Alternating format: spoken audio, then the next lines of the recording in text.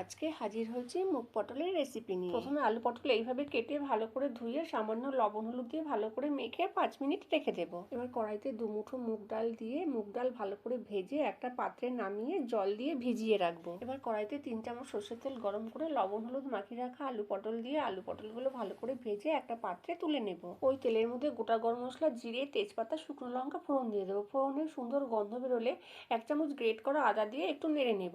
এবার একটা টমেটো কুচি দিয়ে 2 মিনিট নেড়ে নেব। এবার 1 চামচ জিরে গুঁড়ো, হাফ চামচ হলুদ গুঁড়ো, লঙ্কা গুঁড়ো, কাশ্মীরি লঙ্কার গুঁড়ো, স্বাদ মতন লবণ, অল্প জল দিয়ে মশলা ভালো করে কষে নেব। এবার ভিজিয়ে জল ঝরিয়ে রাখা মুগ ডাল দিয়ে মশলার সঙ্গে ভালো করে কষে নেব। এবার পরিমাণ মতন গরম জল দিয়ে ডাল সেদ্ধ হওয়া পর্যন্ত রান্না করে নেব। এবার ভেজে রাখা আলু পটল দিয়ে ঢাকা দিয়ে হালকা আঁচে 10 মিনিট রান্না করে নেব। 10 মিনিট পর ঢাকনা খুলে 2টো কাঁচা লঙ্কা, হাফ চামচ চিনি, গরম মশলার গুঁড়ো, ঘি দিয়ে ভালো করে মিশিয়ে একটা পাত্রে নামিয়ে ভাতের সাথে পরিবেশন করুন।